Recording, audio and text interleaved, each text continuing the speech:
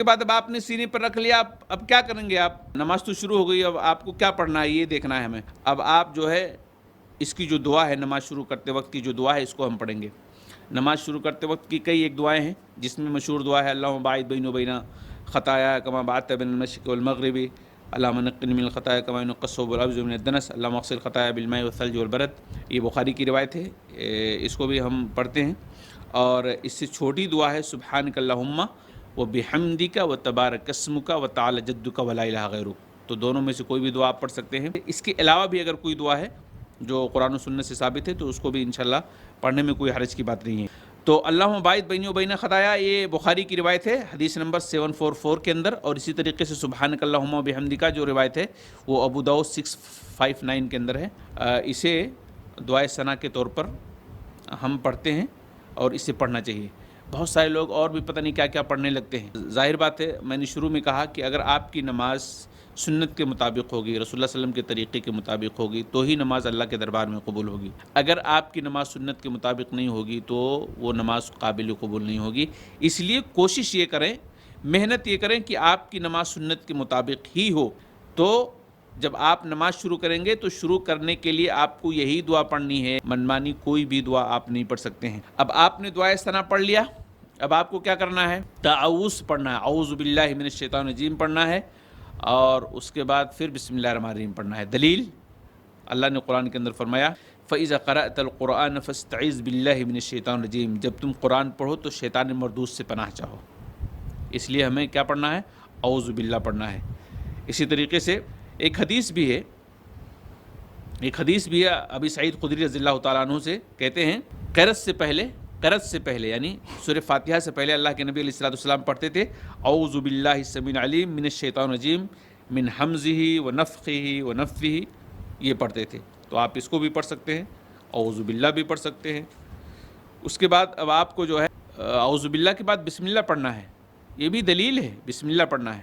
یعنی آپ غور کیجئے کہ نماز کا جو طریقہ ہے اس میں کوئی بھی ایسی چیز باقی نہیں رہی جسے اللہ کے نبی نے چھوڑا ہو، یعنی ساری چیزوں کو بیان کر دیا، کہاں کیا پڑھنا ہے، کہاں کیا نہیں پڑھنا ہے، سب کچھ بتا دیا ہے۔ اعوذ باللہ پڑھنا ہے دعائے ثنا کے بعد، اس کے بعد پھر بسم اللہ پڑھنا ہے۔ انس کہتے ہیں رضی اللہ تعالیٰ عنہ قال صلیت خلف رسول اللہ صلی اللہ علیہ وسلم و ابی بکر و عمر و عثمان فلم اسمع احدا منہم یجہر بسم اللہ الرحمن الرحیم۔ انس رضی اللہ تعالیٰ عنہ کہتے ہیں کہ میں نے رسول اللہ صلی اللہ علیہ وسلم کے پیچھے نماز پڑھی، ابو بکر کے پیچھے نماز پڑھی، عمر اور عثمان رضی اللہ عنہم کے پیچھے نماز پڑھی، لیکن ان میں سے کسی سے بھی میں نے بسم اللہ کو جہری طور پر پڑھتے ہوئے نہیں سنا ہے، یعنی سری طور پر پڑھتے تھے۔ اس حدیث سے ایک بات یہ بھی معلوم ہوئی کہ اعوذ باللہ من الشیطان الرجیم بسم اللہ الرحمن الرحیم بعض امام جو ہے جہری طور پر پڑھتے ہیں، لیکن اسے سری طور پر پڑھنا چاہیے۔ دلیلیں ان کی طرف بھی ہیں، لیکن یہ دلیل زیادہ مضبوط ہے کہ ہمیں سری طور پر خاموشی کے ساتھ اعوذ باللہ بسم اللہ پڑھنا چاہیے، زور سے نہیں پڑھنا چاہیے۔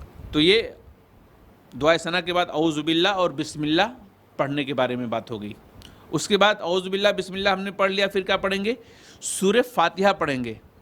سورہ فاتحہ تو سب کو معلوم ہے، الحمدللہ رب العالمین الرحمن الرحیم مالک یوم الدین ایاک نعبد و ایاک نستعین اہدنا الصراط المستقیم صراط الذین انعمت علیہم غیر المغضوب علیہم ولا الضالین۔ یہ سورہ فاتحہ ہو گیا۔ اللہ کے نبی علیہ الصلوۃ والسلام اس حوالے سے کہتے ہیں کہ لا صلاۃ لمن لم یقرأ بفاتحۃ الکتاب، اس شخص کی نماز ہی نہیں ہوتی ہے جس نے سورہ فاتحہ نہ پڑھی ہو، اکیلے ہو یا امام کے ساتھ ہو تب بھی اس کو سورہ فاتحہ پڑھنی ہے۔ امام کے پیچھے سورہ فاتحہ پڑھنی ہے، اس کی دلیل کیا ہے؟ اس کی دلیل دیکھیں، اللہ کے رسول نے فرمایا کہ من صلی صلاۃ لم یقرأ فیہا بأم القرآن فہی خداج ثلاثا غیر تمام فقیل لأبی ہریرہ انا نکون وراء الامام فقال اقرأ بہا فی نفسک۔ اللہ کے نبی فرماتے ہیں کہ جس نے نماز پڑھی اور اس میں قرآن کی ماں یعنی سورہ فاتحہ کو نہیں پڑھا تو اس کی نماز نامکمل ہے۔ 3 بار آپ نے فرمایا نامکمل ہے، نامکمل ہے۔ تو ابو ہریرہ سے کہا گیا، ابو ہریرہ سے سوال کیا گیا کہ ہم تو نماز میں امام کے پیچھے ہوتے ہیں، پھر کیا کریں؟ تو انہوں نے کہا کہ اسے اپنے جی میں پڑھ لو، اپنے نفس میں پڑھ لو، یعنی زور سے مت پڑھو، اپنے دل میں پڑھ لو۔ کیوں پڑھ لو؟ اگر آپ نہیں پڑھو گے تو نماز نہیں ہوگی۔ تو اس روایت سے یہ بات معلوم ہوئی کہ امام کے پیچھے بھی سورہ فاتحہ پڑھنی ہے۔ اسے امام مسلم نے اپنی کتاب صحیح مسلم 598 کے اندر ذکر کیا ہے۔ سورہ فاتحہ کے علاوہ کوئی سورہ نہیں پڑھنا ہے، سورہ فاتحہ صرف آپ کو پڑھنا ہے، سورہ فاتحہ کے علاوہ کوئی دوسری سورہ نہیں پڑھنا ہے امام کے پیچھے اگر امام قرأت کر رہا ہے۔ اس کی کیا دلیل ہے؟ اس کی دلیل دیکھ لیتے ہیں۔ ان عبادہ بن صامت قال كنا خلف رسول الله صلى الله عليه وسلم في صلاة الفجر فقرأ رسول الله صلى الله عليه وسلم فثقلت عليه القراءة فلما فرغ قال لعلكم تقرؤون خلف إمامكم قلنا نعم هذا يا رسول الله قال لا تفعلوا إلا بفاتحة الكتاب فإنه لا صلاة لمن لم يقرأ بها۔ اس حدیث پہ غور کریں۔ عبادہ بن صامت بیان کرتے ہیں کہ ہم رسول اللہ صلی اللہ علیہ وسلم کے پیچھے فجر کی نماز میں تھے، ہم رسول اللہ صلی اللہ علیہ وسلم کے پیچھے فجر کی نماز میں تھے، بس اللہ کے رسول نے قرأت کی تو آپ پر قرأت کرنا بھاری پڑ گیا۔ جب آپ پڑھ رہے تھے تو آپ کو بوجھل محسوس ہو رہا تھا، تکلیف ہو رہی تھی۔ جب آپ نماز سے فارغ ہوئے تو فرمایا شاید کہ تم لوگ اپنے امام کے پیچھے پڑھتے ہو؟ صحابہ نے کہا ہاں ایسا ہی ہے، ہم ایسا کرتے ہیں۔ تو اللہ کے رسول صلی اللہ علیہ وسلم نے فرمایا تم سورہ فاتحہ کے سوا کچھ بھی نہ پڑھو، اس لیے کہ جو شخص اسے نہ پڑھے اس کی نماز نہیں ہوتی ہے۔ یہ تو بالکل کلیئر بات ہو گئی۔ بہت سارے لوگ دلیل مانگتے ہیں نا کہ کیا دلیل ہے، اور نہ جانے کیا کیا باتیں پیش کرتے ہیں نبی کی حدیث کے مقابلے میں، کہاں سے لے کر کے آتے ہیں کہ ان کا مسلک اونچا ہو جائے، وہ سب سے اوپر نکل جائیں۔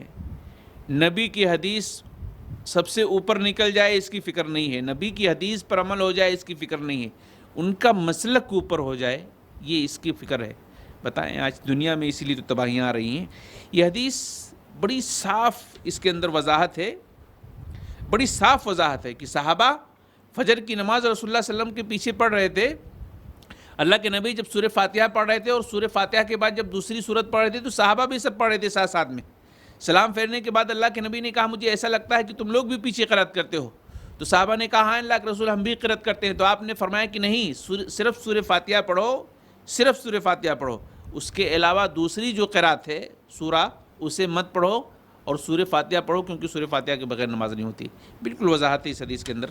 اس حدیث کو امام ابو داؤد نے اپنی کتاب 701 کے اندر نقل کیا ہے، علامہ البانی نے اسے صحیح قرار دیا ہے۔ مشکات کے اندر بھی یہ حدیث موجود ہے 854 کے اندر، اسے دیکھا جا سکتا ہے۔